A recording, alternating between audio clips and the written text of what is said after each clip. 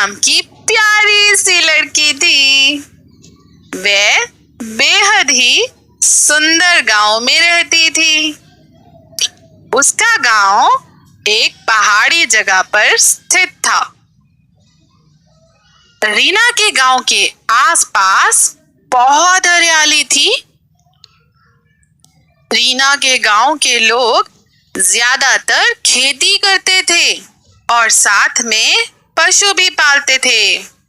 सुबह शाम वहां के लोग घर के कार्य करते थे और दिन में खेतों का कार्य किया करते थे। वहां के अधिकतर लोग ज्यादा पढ़े लिखे नहीं थे। रीना के गांव में कई प्रकार की फसलें, सब्जियां और फल हुआ करते थे। रीना भी कोई ज्यादा बड़ी नहीं थी। वह भी प्रथम कक्षा में ही पढ़ती थी। रीना के पिताजी भी ज्यादा पढ़े लिखे नहीं थे। वे भी खेती बाड़ी का काम किया करते थे। रीना के गांव के लोग बड़े ही भोले भाले और भगवान पर विश्वास करने वाले थे। रीना का एक छोटा भाई भी था जिसका नाम मनोज था। रीना और उसकी उम्र में कुछ ज्यादा अंतर नहीं था।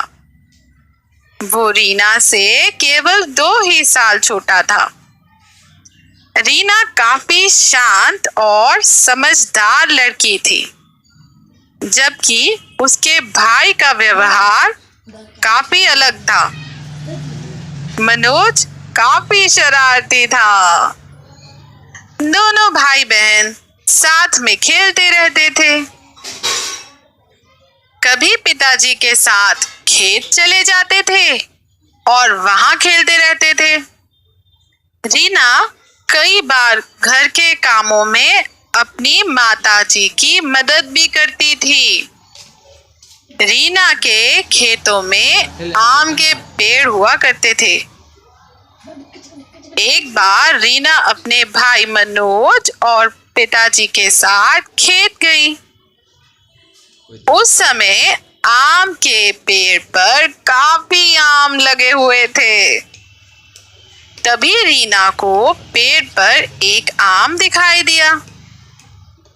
आम पका हुआ था और लाल रंग का हो गया था। बहुत स्वादिष्ट लग रहा था। रीना ने अपने भाई को कहा, भाई चलो आम को पेड़ से उतारते हैं।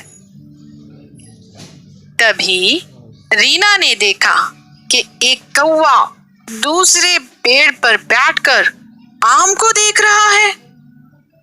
ऐसा लग रहा था कि कौवा भी आम को खाने की चाह में है।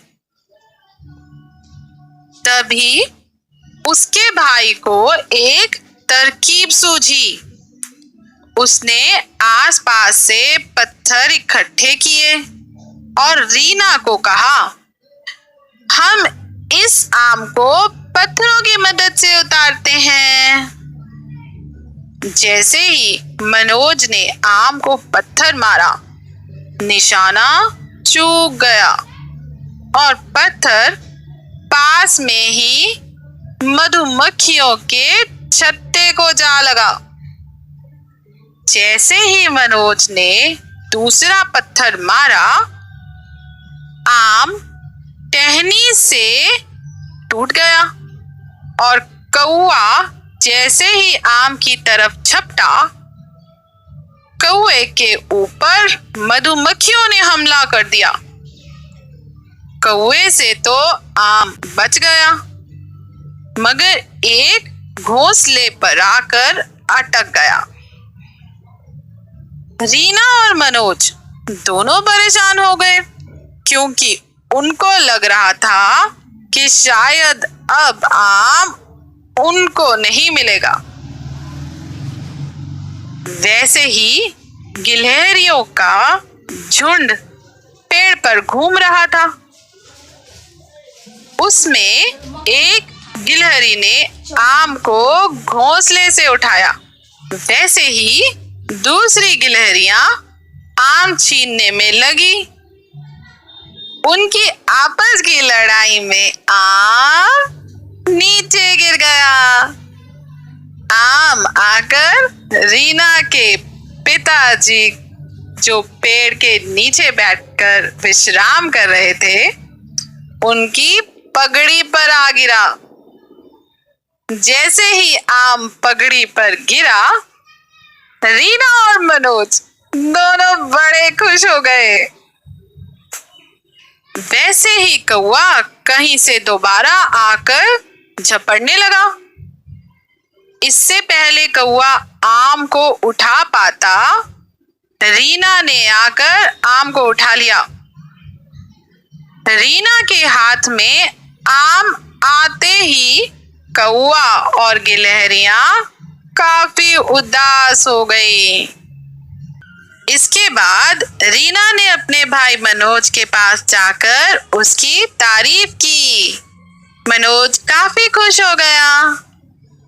इसके बाद मनोज, रीना और उसके पिताजी खेत का काम करके घर वापस आ गए और उन्होंने सबने घर आकर आम को मिलकर खाया।